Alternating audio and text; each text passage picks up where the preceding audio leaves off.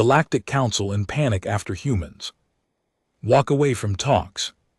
Kate Brennan had been in the room for 40 seconds when she figured out humanity had been set up.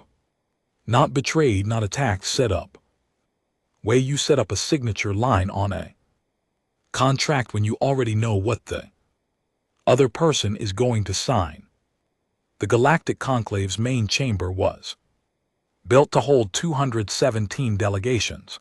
She knew the number because she had memorized the floor plan on the 6-week transit from Earth. She had memorized everything: seating, arrangements, faction histories going back 4 centuries, every trade agreement the Velthan had ever brokered, and the specific diplomatic language patterns that meant no while sounding like perhaps what she had not known until this moment. Standing in the doorway of a room the size of a sports stadium was that Earth seat was positioned 217. Last, not second to last, not somewhere in the middle where you could tell yourself it was alphabetical or random. Last, the chair they added when they had already finished building the table. Her aide, Owen Clark, leaned over and said quietly, "Is that our spot?" "Yes," she said. She walked to it. She sat down. She opened her portfolio. The chamber smelled like copper and old air that had been recycled through too many ventilation filters for too many years. The ceiling was 200 ft overhead and lined with lights that pulsed at a frequency just below human comfort, not painful, just slightly permanently wrong, like sitting under a sky that was almost blue. 3 delegations watched her take her seat. The Velthan speaker, Sorkat, was a tall creature with gray-silver skin and eyes that moved independently. He noticed her without looking at her. She knew the difference. She had worked labor negotiations for 11 years, and she knew when someone was tracking you without giving you the satisfaction of their direct attention. The Dreth Collective's representative sat 4 positions to her left. The name in her file was Vashro. The file described the Dreth as militaristic and pragmatic. What the file did not describe was the way Vashro was watching Kate, the way you watch something you have not yet decided is a threat or an ally. Kate decided she liked Vashro.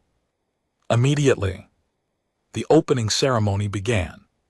Sorkat stood at the central podium and delivered what the protocol documents called a welcoming address. It lasted 3 hours. Kate counted how many times he mentioned Earth. 11. A 3-hour speech about humanity's admission to the Galactic Conclave, and he mentioned humanity 11 times. The first mention called Earth, promising recent development. She wrote that phrase down. She underlined it twice. She would think about it for the rest of the night and the entire morning after. The Velthan delegate seated immediately beside her was a smaller version of Sorkat. Same gray-silver skin, same independent eyes, same habit of making kindness sound like condescension. He leaned toward her during a pause in the address and said through his translation device that humans should feel proud to have been noticed at all. Kate smiled.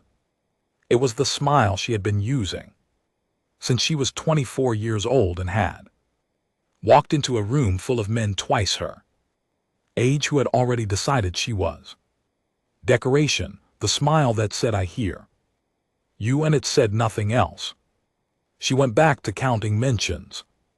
That night in the quarters the Conclave had assigned to the Earth delegation, comfortable and distant and separated from the main diplomatic residences by 3 full corridors. Kate read the provisional treaty document, all 900 Pages. Owen brought her coffee.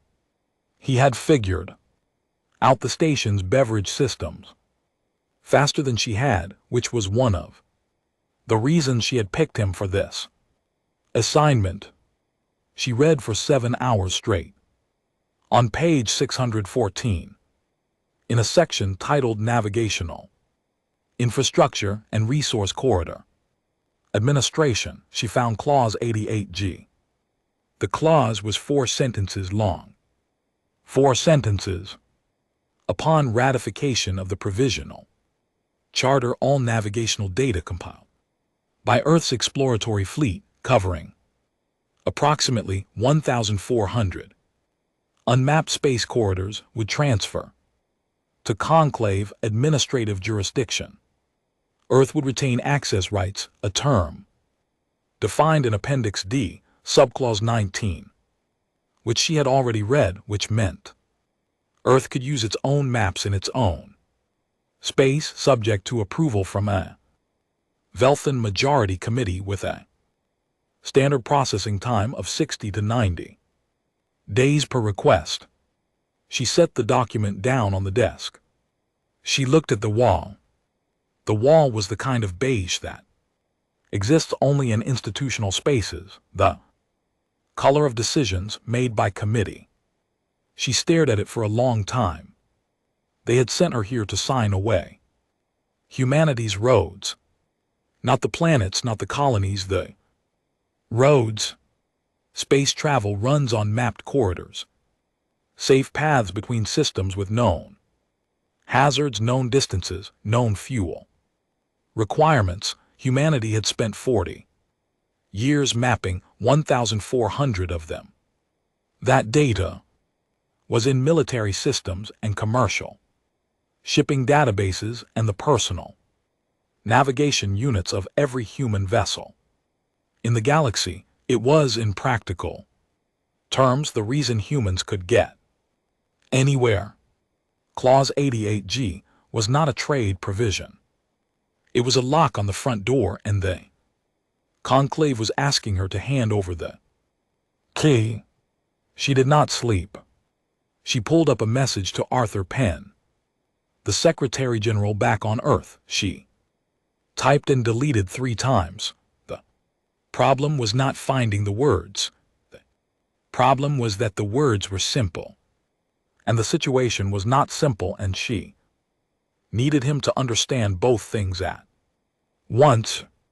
She typed, "I need 48 hours before I say anything in that chamber. Don't tell me to move forward. Give me 2 days." She sent it. She went back to the treaty document. On page 741, she found Clause 112, which dealt with military transit rights. She found Clause 138 on page 803, which covered biological research data. She found Clause 156 on page 871, which covered communication frequency allocations. Every clause the conclave wanted most was written into the permanent provisions. Every protection for Earth was written into the conditional ones, the kind that could be reviewed, revised, or revoked with 30 days' notice. They had spent a very long time on this document. They had spent a very long time making it look like an invitation while building it like a cage. The message from Arthur Penn arrived 4 hours later. It said in its entirety, "You have 48 hours. Do not embarrass us." She almost smiled at that, almost. She poured more coffee. She opened a blank document. She started writing. Day 3 of formal negotiations arrived, with all the energy of a slow leak. The session that morning was listed in the official schedule as humanitarian corridor access preliminary discussion. Kate had been in diplomatic work long enough to know that preliminary discussion was code for "we will talk about talking about this until someone loses the will to disagree.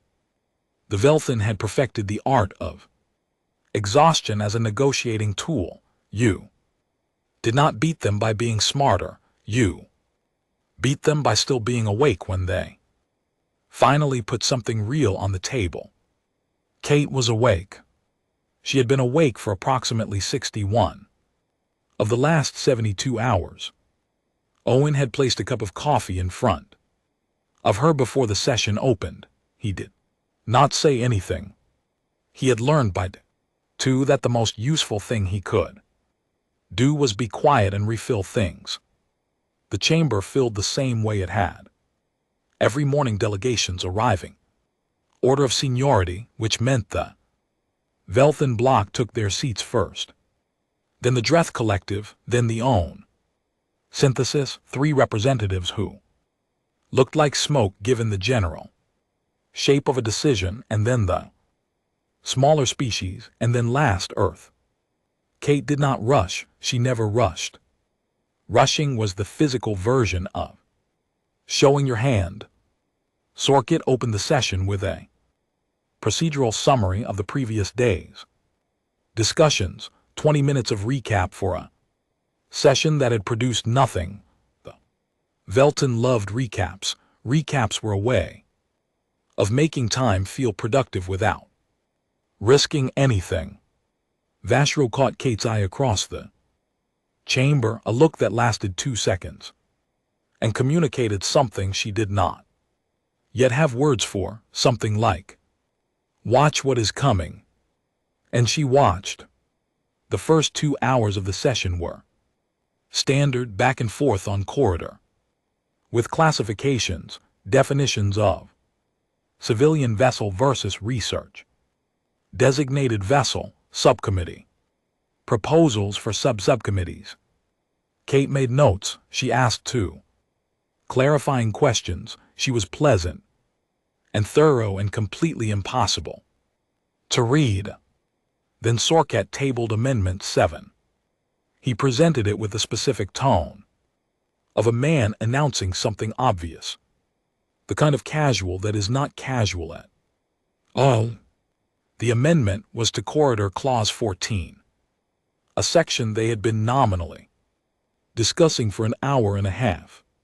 3 paragraphs of language about conclave, authority to redirect human civilian vessels during periods of elevated galactic security concern defined by a Velthin Majority Committee, no time limit on the redirection, no compensation mechanism, no appeals process. In plain language, any Velthin-controlled committee could tell any human ship to go somewhere else for any reason they decided was a reason indefinitely, and Earth would have no legal ground to object. Sorkat said it was standard language. He said it appeared in 17 other provisional charters. Kate did not think about the 17 other species who had signed it. She thought about something like the shape of what happened to a civilization that signed away the right to move freely through its own space. And the thought had mass and weight, and it sat in her chest like a stone dropped in still water. She set down her pen. She was very calm when she stood up. That was the thing nobody wrote about later when they wrote about this moment. And they did write about it extensively. Starting about 3 weeks after it happened, they wrote about the drama of the walkout, the silence in the chamber, the political aftermath. Nobody wrote about how calm she was. She closed her portfolio. The sound of the clasp clicking shut was quiet, and it carried in the chamber's acoustics, the way small sounds do in large silent rooms. She said clearly into the translation. System Ambassador Kate Brennan, Earth. Delegation withdrawing from session. Sorkit's independent eyes both moved to look at her directly for the first time since she had arrived. She picked up her portfolio. She walked Out. Owen was up and moving before she reached the end of her row. The other 3 members of the Earth delegation, 2 junior diplomats named Lucy Ford and Craig Norris, and a legal advisor named Philip Grant, were half a beat behind him. None of them had been briefed on this. She had not told anyone. She had not told anyone because this was not something you announced in advance. You announced it by doing it. The corridor outside the chamber was wide and gray and hummed faintly with the station's life support. It was colder than the chamber. Kate walked at her normal pace, not fast, not slow, the pace of someone who knows where she is going. Owen caught up to her. He said very quietly, "We do not have a plan for this." "Yes, we do," she said. "What is it?" "I am working on it." He had the particular quality of a man who had learned when not to push back. He stayed at her shoulder and said nothing else. By the time they reached the elevator, 3 messages had come in on her diplomatic device. The first was from the Conclave's protocol office, formal, stiff, requesting a clarification of the Earth delegation status. The second was also from the protocol office, the same message worded more urgently. The third was from a channel she did not recognize. She opened the third one in the elevator. It was from Vashro, personal channel. In English, not through a translation device, in actual English, which meant someone on the direct side had a human linguist on standby before this session even started. The message was 2 words. "Well played." Kate looked at it for 3 seconds. She put the device in her pocket. The docking bay was quiet. Their shuttle sat at berth 7, fueled and technically ready for departure because diplomatic protocol required Earth to maintain a vessel on standby at all times, a rule she had insisted on before departure over the objections of 2 committee members who said it sent an unfriendly signal. She was grateful for her own stubbornness in ways she could not articulate. Lucy fell into step beside her as they crossed the bay. Lucy was 28 and had finished top of her diplomatic training class and had spent the last 3 days trying to figure out how to be useful. She said, "Where are we going?" "Away from here," Kate said. "Then we figure out where we are going." "Is this a strategy?" Kate looked at her. "What is the first thing they teach you in every negotiation course?" Lucy thought, "Know your best alternative." "Know your best alternative," Kate said. "And know theirs and know what they think yours is." She walked up the boarding ramp. "They think we do not have one," she said, without turning around. The shuttle undocked 8 minutes later. The Conclave station was enormous. It had taken 3 full minutes on approach to understand that what she was seeing was a single structure and not a cluster of objects. It was the largest thing humanity had ever sent a representative inside. It shrank in the rear display. It kept shrinking. She watched it until it was the size of a coin, then smaller, then a bright point against the star field, then nothing. The device in her pocket buzzed. Another message from the protocol office. She put it face down on the seat beside her. Then a message from Arthur Penn. It said, "Kate, what in the world?" She typed back, "I withdrew from a session. I did not end the talks. There is a difference. Find me a neutral station within 2 systems. We are not going home yet." He responded in 4 minutes. He had found a station. He asked what was happening. She typed, "I will explain everything. Stand by." She spent the rest of the transit writing. The blank document from 2 nights ago had 17 pages in it by the time they docked at the neutral station, a small trade hub called Marin Point, mostly operated by a non-conclave species called the Kaari, who had been very prompt in offering the Earth delegation docking clearance. The document was 41 pages. She was building something they had not asked for. That was the only kind of offer worth making. The emergency session transcript arrived on Kate's device at 4:00 in the morning. Station time.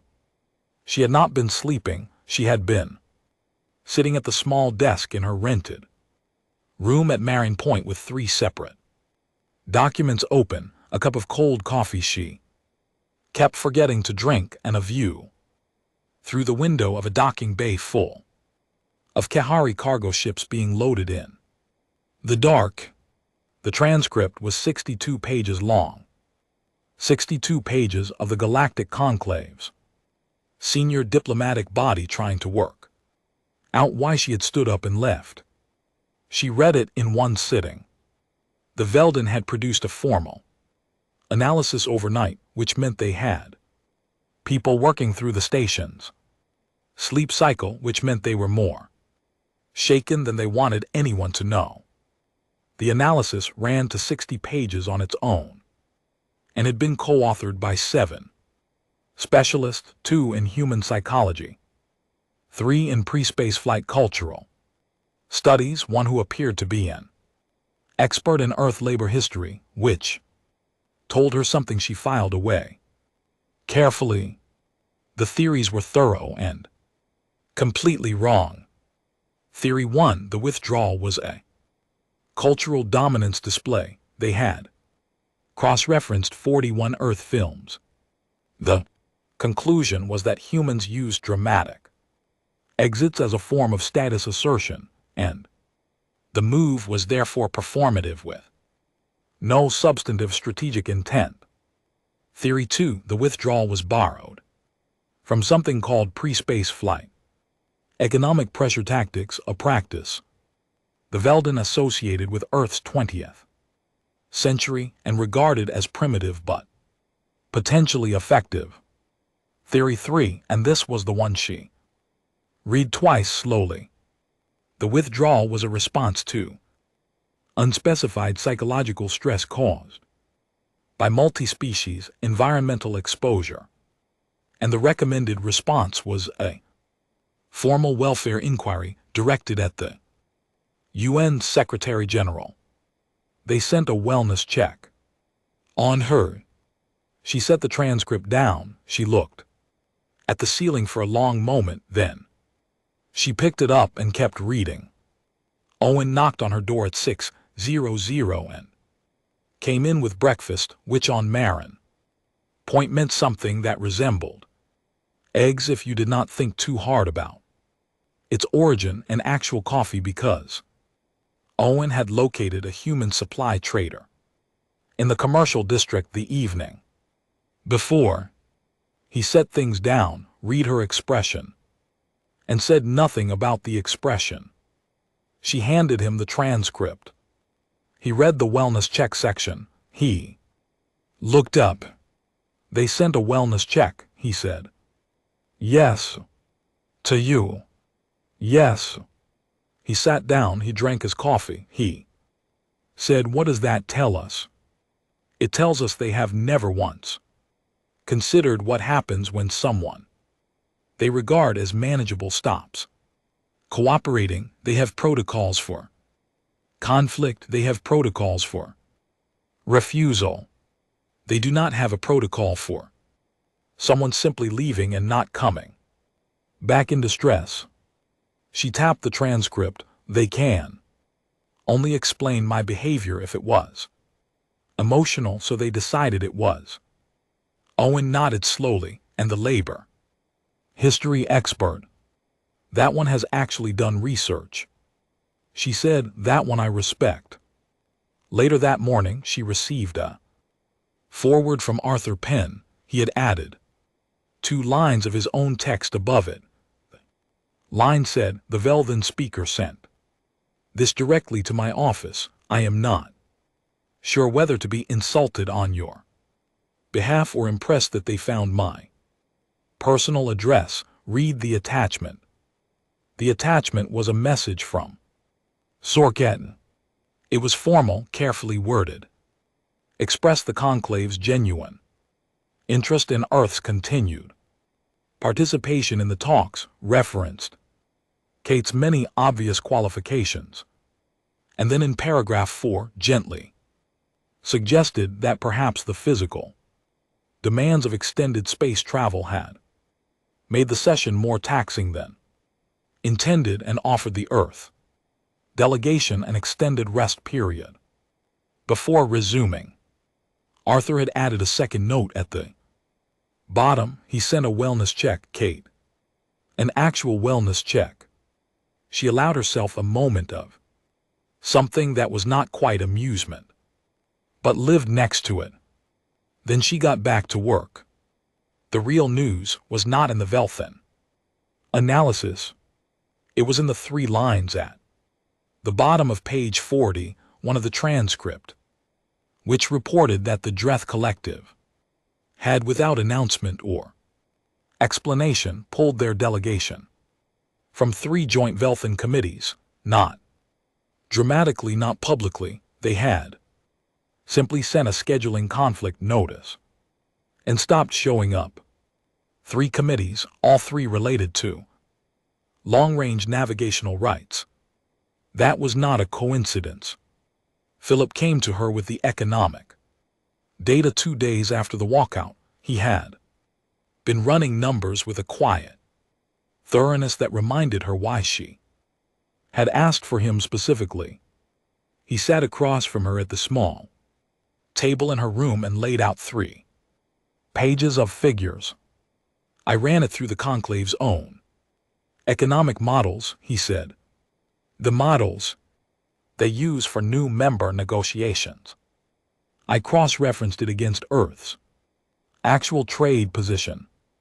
And we are significantly more important to their supply networks than the provisional treaty implies." He pointed to a column of figures. "These isotopes come exclusively from human explored sectors. We map those corridors. Nobody else has that data. 3 of the conclave's primary industrial hubs depend on shipping routes that run through human-charted space." He sat back. "If we do not ratify, and if we do not share the navigational data, there are supply chains that simply stop working." Kate looked at the figures. "How long have those dependencies existed?" "Minimum 30 years, possibly 40. And no one priced it." "No one priced it," he said, "because no one imagined they would need to." She thought about what that meant. A 4,000-year-old institution that had grown so accustomed to the predictable behavior of its members that it had stopped accounting for the possibility of a member that did not behave predictably, not because humans were unpredictable by nature, because humans had been treated as small, and small things were supposed to stay small, and when they did not, the math stopped working. She added Philip's figures to her document. The document was now 103 pages. On the 4th day after the walkout, 3 small things happened in the same afternoon. Lucy came to her with a message from the Kahari, the same species who ran Marin Point.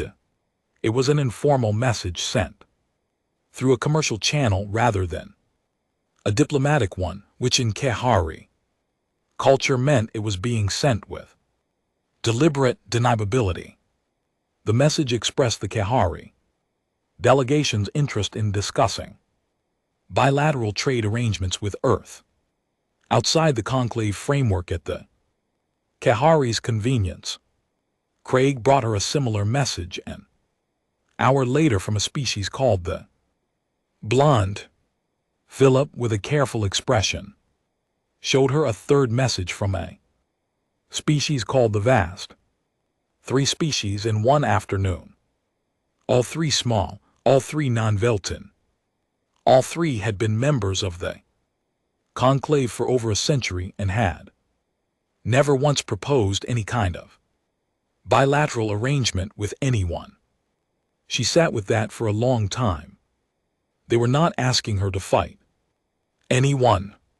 They were asking her to stay, to be present, to be on the record as an entity that had looked at the conclave's framework and decided it needed renegotiating, because they had been thinking the same thing for a long time and had never had anyone to stand next to while thinking it.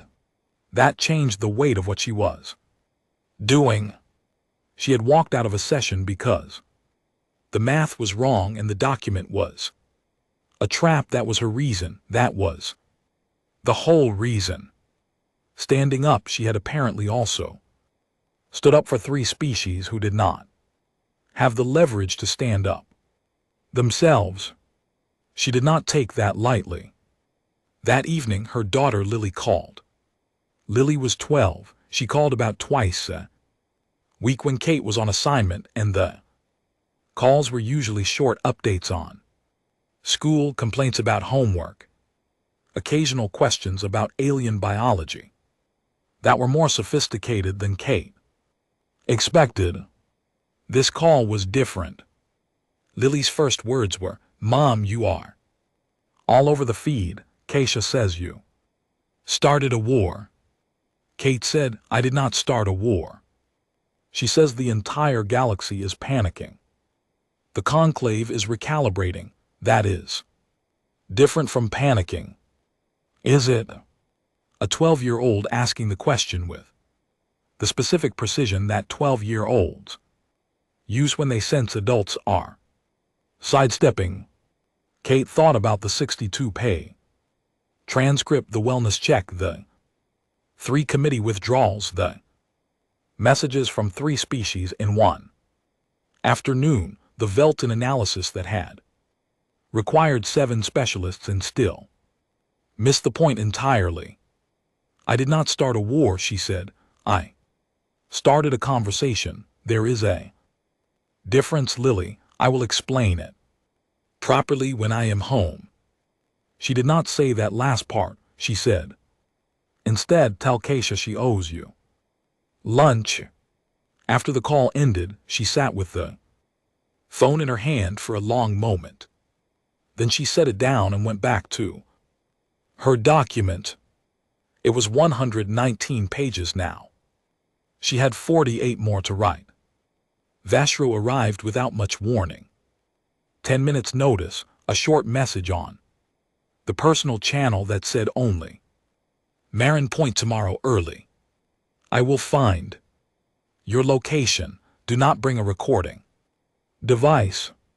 Kate read it twice, then she read it a third time because the instruction not to bring a recording device was the kind of thing that could mean several different things, and she wanted to be sure she understood which one this was. She replied, agreed. Owen asked the next morning if he should come. She said no. She went to the small meeting room she had rented on the commercial level of the station, a neutral space, no diplomatic designation, the kind of place trading partners used when they wanted to talk without anyone knowing they were talking. It smelled like metal and recycled air and the faint chemical trace of whatever the previous occupants had been drinking. Vashro arrived exactly on time. She was the size of a large piece of furniture with a broad, dark gray face that showed very little in the way of expression and eyes that were either amber or gold, depending on the light. The Dareth had 4 upper limbs, two were what you might call arms, the other two were structured differently, heavier, jointed at more points, built for leverage rather than precision. She wore no formal diplomatic attire. She wore something that was closer to what soldiers wear between assignments. Functional, minimal, chosen for movement rather than appearance. She sat down. English, Vashro said. Yes, Kate said. I studied it after the session, 14 days of review. Your grammatical structures are irregular in ways I find interesting. We have had a long time to develop bad habits.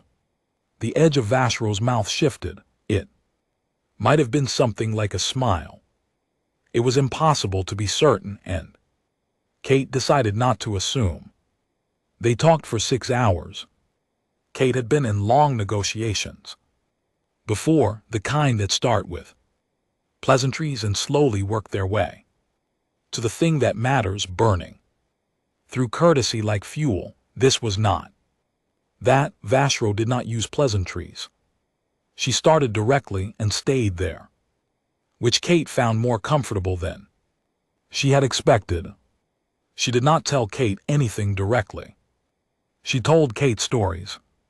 The first story was about the Dareth's own entry into the conclave 240 years ago, the terms they had been offered, the document they had almost signed, the section of that document. Vashro described it the way you describe a scar that would have given the Velthin veto power over Dareth military movement within Dareth home space. We did not sign it, Vashro said. What happened? There was a period of difficulty. She said it with the flatness of someone describing weather, and then we came back, and we negotiated from a position they found less comfortable, and we have had full membership for 230 years. Kate made a mental note. The Dareth had done this before, not the walk. Something like it. The second story was about a species called the Moor. Vashro described them the way you describe something that no longer exists, not with grief. The Dareth relationship with grief was not one Kate could read easily, but with a precision that felt like respect. The Moor had been spacefaring, they had been intelligent and technically capable, and they had come to the conclave approximately 300 years ago during a period when the Velthin's position was more dominant than it was now. They had signed the provisional charter, all of it, including the navigational clauses, including the communication frequency allocations, including 3 provisions that taken together gave the conclave administrative authority over the Moor's primary trade routes, their long-range communication infrastructure, and their research data licensing. Where are the Moor now? Kate asked. Vashro looked at her. The look lasted about 4 seconds.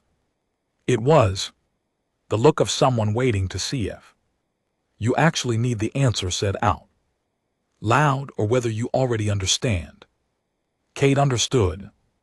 The Moor were nowhere, not destroyed, not as a deliberate act, not with violence, simply absorbed, managed, reduced over decades to a dependency so complete that the civilization that had once had its own culture and its own ships and its own mapped corridors existed now as something more like an administrative district, a region, a name on a supply chain. Vashro said into the silence, the Velthin are very patient. Yes, Kate said.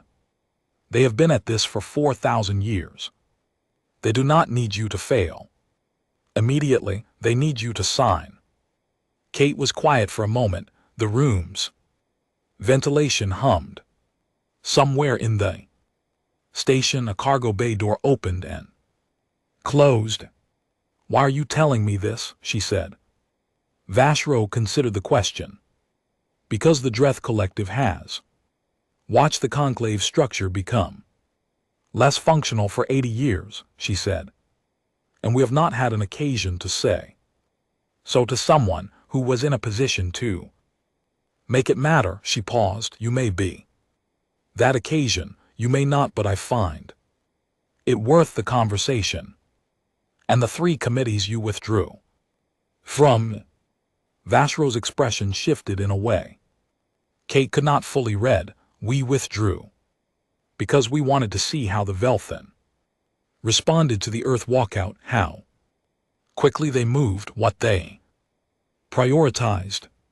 That information was worth more than 3 committee seats. And what did you learn? That they are more concerned than they appear, Vashro said, and that their model of how diplomatic situations resolve does not include the possibility that you simply keep not coming back. She looked at Kate with a directness that had no performance in it. They do not know what to do with patients from a species they considered manageable. After Vashro left, Kate sat alone in the rented room for an hour. She did not take notes. She was not yet ready to turn what she had heard into language. She thought about the moor, the shape of what had happened to them, the long, quiet process of it. She thought about Clause 88G, about the navigational data, about the supply chains Philip had mapped. She thought about the 3 messages from the Kahari, the blonde, and the vast. She thought about her daughter's voice on the phone asking whether she had started a war. Then she went back to her room and opened her document and wrote for 18 hours straight. On the 11th day after the walkout, the own synthesis sent a representative. The own were the hardest species for Kate to read.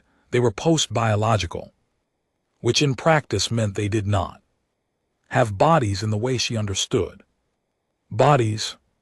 They had a physical presence that she perceived as a tall, slow-moving arrangement of layered translucent material which shifted and resettled in a way that she had eventually decided was how they expressed changes in attention. They communicated in sequences of probability statements which their translation systems rendered into something that sounded almost like ordinary speech, but consistently made the conversation feel like it was happening slightly sideways from normal. The representative identified itself as Own 7 Possible, which was not a name exactly, but the closest the translation software could manage. It said it was not present to negotiate. It said it was present to observe. Kate said that was fine. They sat together for 2 hours. The own asked questions occasionally, careful questions framed as hypotheticals. What would happen hypothetically if the navigational data was retained by Earth permanently? What would the operational impact be on corridors 14, 31, and 47? Kate answered the hypotheticals.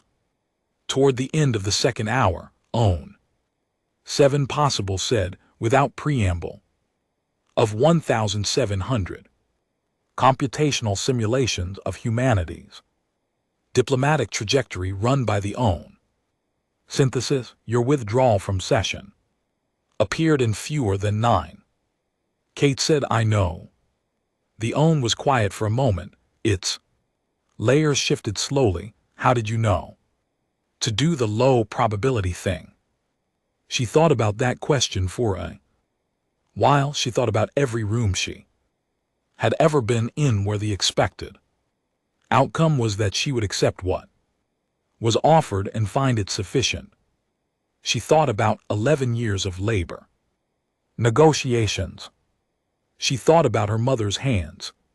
She thought about the specific quality of a room where everyone has already decided how things will end and is simply waiting for the paperwork. Practice, she said. The OWN departed. That evening, Lucy brought her a message that had come through the Kahari commercial channel. It was from the Kahari, the blonde in the vest. Jointly, they had apparently coordinated the communication, which in itself was something Kate had not expected. The message was short. It said they were watching the situation with significant interest. It said they had certain concerns about the current conclave framework that they had not felt positioned to raise independently. It said they hoped the Earth delegation would consider returning to the table. Lucy said, they are asking us to come back. They are asking us to come back on our terms. Kate said, there is a difference. She looked at her document, 847 pages. 11 days. Her hands ached from the keyboard. The coffee supply was running low. The view from her window was still cargo ships in dark sky.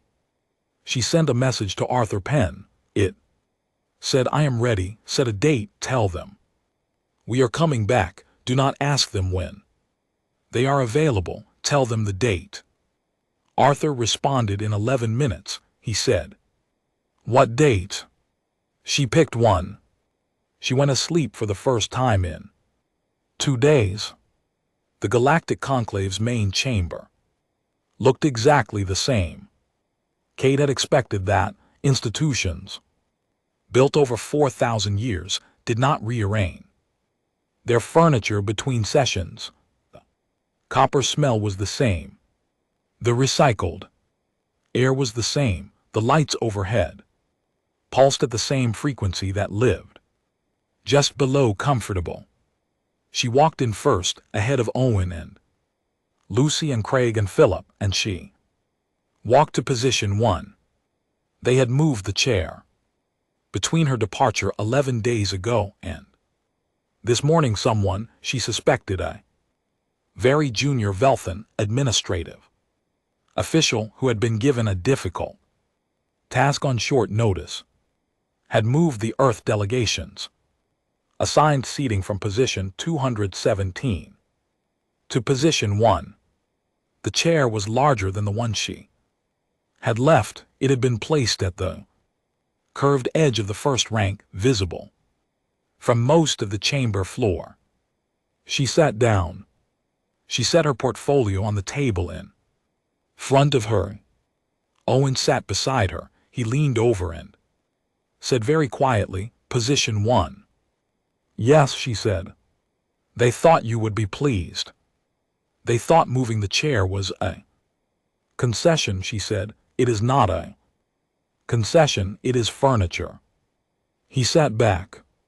The chamber filled. The Velthan block arrived looking composed in the way that people look composed when a significant amount of effort has gone into the composure. Sorgath took his place at the central podium. His independent eyes found Kate immediately, and this time they stayed there for several seconds before he looked elsewhere. That was new. Before, he had tracked her without looking. Now, he looked. She found that interesting. Vashro arrived. She sat in the direct position and did not look at Kate at all, which was also communicating something. The OWN's layered representatives settled into their section of the chamber. The Coneth, the blonde in the vast, took their seats, smaller chairs further back. The positions assigned a species that the conclave formally classified as developing contributors. They were quiet. Kate opened her portfolio. Inside was a single printed copy of the document she had spent 11 days writing. 847 pages plus appendices. She had printed one copy for the record. The digital version had been transmitted to every Delegation at 6:00 that morning with a red confirmation request attached. Every delegation had confirmed receipt.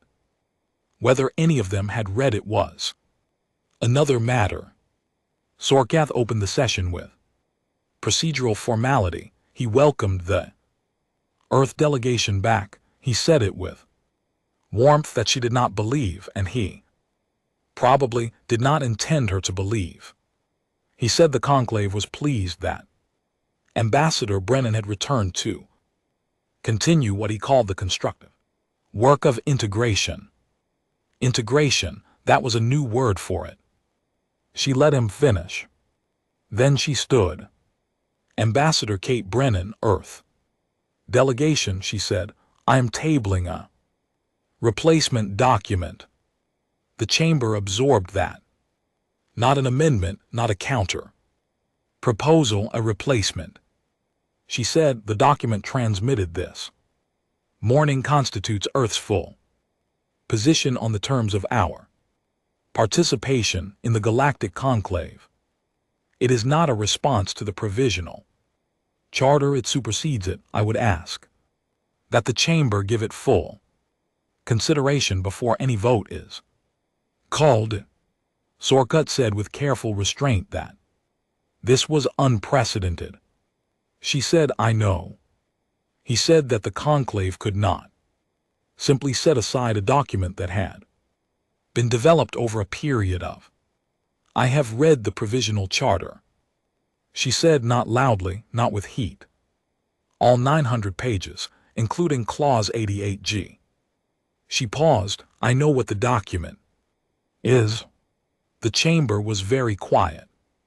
Sorkath's composure held. She had expected it to. He had been in diplomatic practice for longer than her country had existed in its current form. His composure was structural. It was not going to break in a session. She had not come here to break his composure.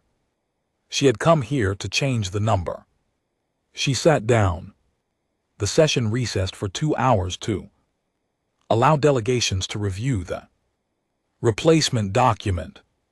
Kate went to a side room with Owen and Lucy and Craig and Philip, and they sat together and drank bad coffee and did not talk very much because there was nothing useful left to say.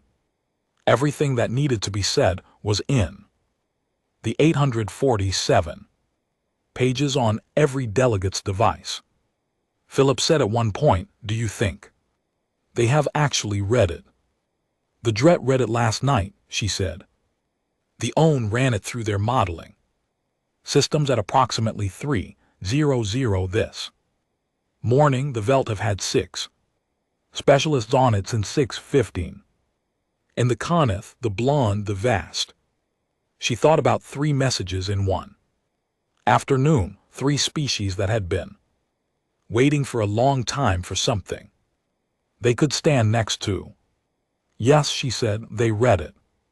When the session resumed, Sorka had presented a summary of the Velthin block's initial response. It was measured. It identified several areas of concern. It suggested that certain provisions in the replacement document deviated from standard conclave membership frameworks in ways that would require extensive review. Kate noted the word extensive, not impossible, not unacceptable, extensive. That was movement. Then Vashro stood. Kate had not known Vashro was going to do this. They had not discussed it at Marin Point. Vashro had given her no signal in the chamber that morning. Vashro stood and said in the clean, direct register she always used that the Dreth Collective wished to second the tabling of the Earth replacement document and to formally request a chamber-wide vote rather than a committee referral. The procedural effect of that was immediate. Under conclave rules, a seconded proposal with a chamber vote request bypassed the standard committee process entirely. There was no referral, no subcommittee, no 18 months of preliminary review. A vote had to be scheduled within 72 hours. Several things happened in the chamber. Simultaneously, the Velthin block generated a rapid exchange of communication that their translation suppression did not fully contain. Three smaller species delegations leaned toward each other. The ON's layers shifted in a pattern Kate had not seen before. Sorkit said that the Dreth motion was noted. His voice was level. Kate looked at Vashro. Vashro was looking at the ceiling.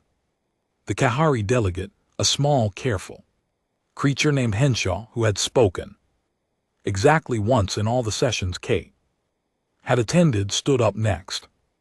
Henshaw said the Kahari delegation wished to express support for the Earth replacement document and would be voting in favor at the scheduled vote.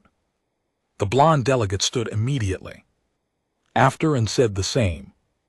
The vast delegate said the same.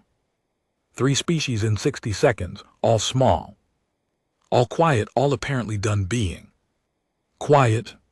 The vote was scheduled for 48 hours. Later, Kate spent those 48 hours in her quarters on the conclave station. She did not pace. She had never been a pacer. She read the reactions coming in from Earth's monitoring networks. She talked to Arthur Penn twice. She talked to Lily once. Lily asked if the story was almost finished.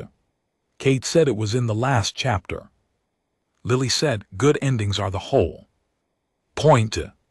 On the morning of the vote, Owen handed her a single-page summary of the delegate count as they walked into the chamber. She read it in the corridor. She handed it back. She sat down in position 1. Sorkit opened the vote with formal ceremony, a record of the document, a confirmation of the tabling, a statement of procedure. He was thorough and precise, and she respected the thoroughness even while she understood what it was covering. Procedure was how you filled time when you were not yet ready for what came next. The vote ran through delegations in order of seniority.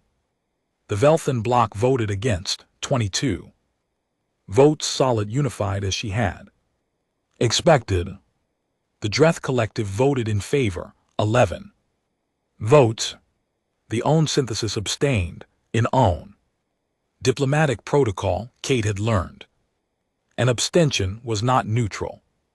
It was a statement that the question was valid and the outcome would be observed.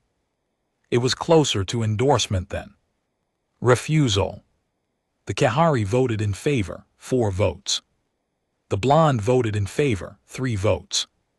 The vast voted in favor, 2 votes. Then it moved through the mid-tier delegations, the species that sat between the great powers and the small ones, the ones who had been watching for 11 days and were now making a calculation. 6 of them voted against.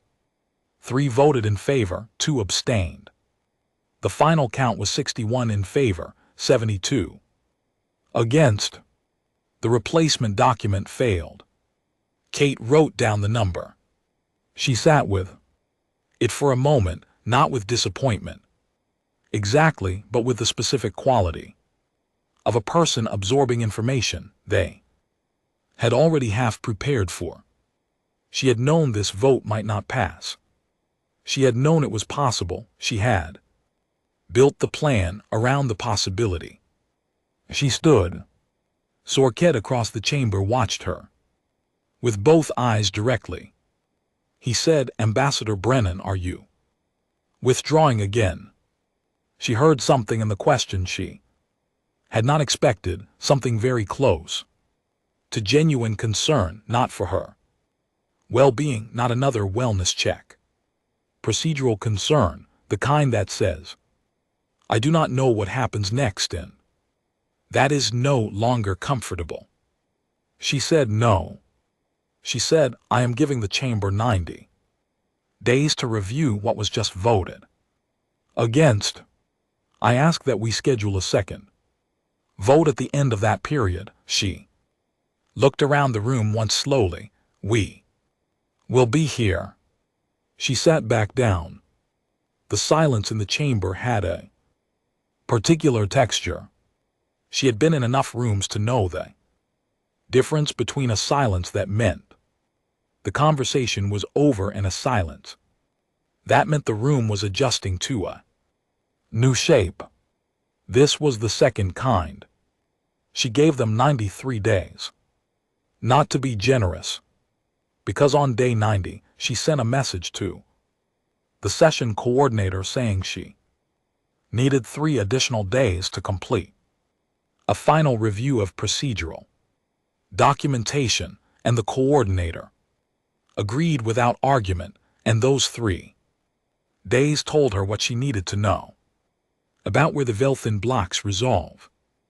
Actually said, you do not give 3 extra days to someone you are prepared to say no to.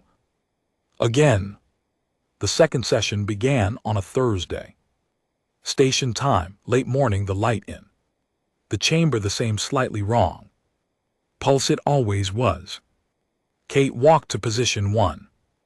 She had 1 page of notes, not 847. 1.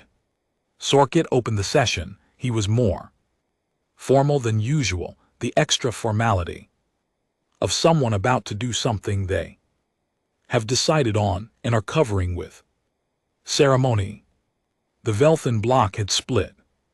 Not dramatically, not publicly in advance. It became clear only as the vote proceeded. 4 delegations with it.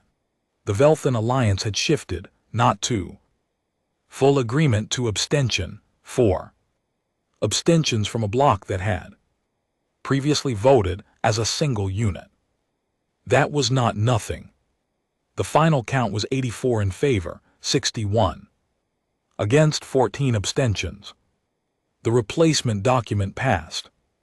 There was no celebration. She had thought in the weeks before this moment about what it would feel like. She had imagined something large, relief or satisfaction, or something with physical weight to it. What she felt instead was quieter, more like the end of a calculation than the end of a story.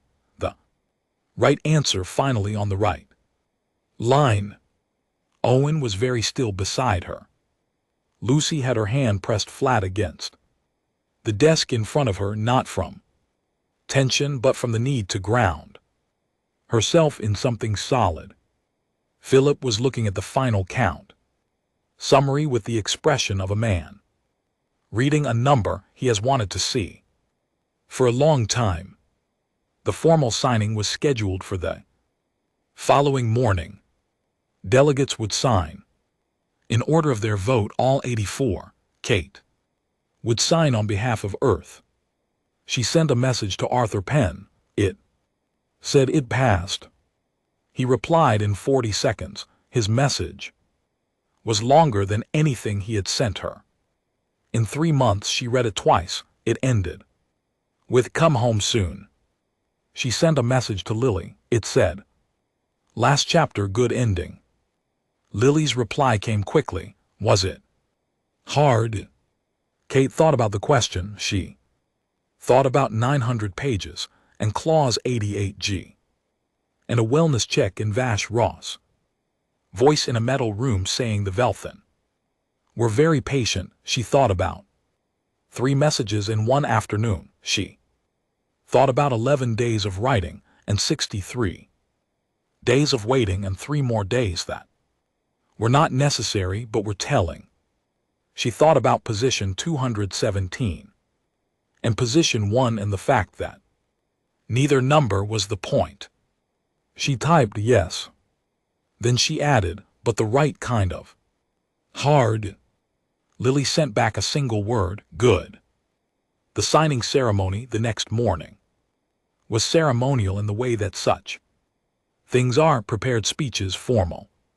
Language, the slow work of turning a vote into a document, and a document into a reality. Sorkit spoke, the Dreth delegate spoke. Kate spoke last briefly because she had said what needed saying over the course of 3 months and 847 pages, and there was nothing useful left to add. She signed her name. Kate Brennan, Ambassador Earth. The pen was a simple ballpoint from a shop near her flat in London, the kind that cost almost nothing and writes. Clearly, she had packed it 3 months ago. Without knowing why, she knew why now. You sign the thing that matters with something ordinary because the ordinary things are the ones that last. She took the shuttle back to Earth 12. Days later, the trip was 6 weeks, the same as the outbound journey. She slept more on the way home than she had slept in the previous 3 months combined. Owen organized the work that needed doing. Lucy wrote the preliminary report. Philip drafted the implementation framework for the navigational data licensing clause. She sat in the rear observation window lot and watched the stars. From deep space, you could see the Milky Way as a soft brightness spread across a section of the dark, a smear of light that contained, somewhere inside it, a small yellow star, with a small blue planet and 8 billion people who had been offered a contract that was really a cage and had, for now, avoided signing it. For now. She was not naive about for now. There was work ahead, more sessions, more amendments, more long nights with bad coffee and documents that required reading 18 times. The Velthan would be patient. They had been patient for 4,000 years, and they would be patient now. The 4 delegations that had abstained would be watching. The Kahari, the blonde, and the Vast would need support in ways she had not yet fully defined. The Dreth were allies in the specific way that people who respect your ability to hold a difficult position are allies, which meant they were reliable right up until the moment your interests diverged, and she needed to know where those moments were before they arrived. The more were gone, that fact sat with her. The more were gone, and no one had fired a single shot, and no one had declared anything, and it had happened so slowly that by the time it was complete, there was nothing left to resist. She was not going to let that happen to anyone else in that chamber if she could help it. That was not the plan she had arrived with. It was the plan she was leaving with. The shuttle entered the solar system on a Wednesday. Earth appeared first as a brightness, then a shape, then a blue curve that filled the whole observation window. Before she looked away, Lily was at the landing facility with Arthur Penn and a small, quiet group of officials. Kate walked off the shuttle in the same clothes she had been wearing for the last 6 hours of the trip, with her portfolio under her arm and the empty ballpoint pen in her jacket pocket. Lily ran to her. Kate held on for a long moment. Lily said into her shoulder, "Cassia wants to know if you actually did start a war." Kate pulled back and looked at her daughter. "Tell Cassia," she said, "that I started something considerably more difficult than a war." Lily considered that. "What did you start?" Kate looked back at the shuttle, at the sky above the landing bay, blue and familiar and full of a galaxy that had spent a very long time deciding humans were manageable. "A precedent," she said. She took Lily's hand. They walked inside.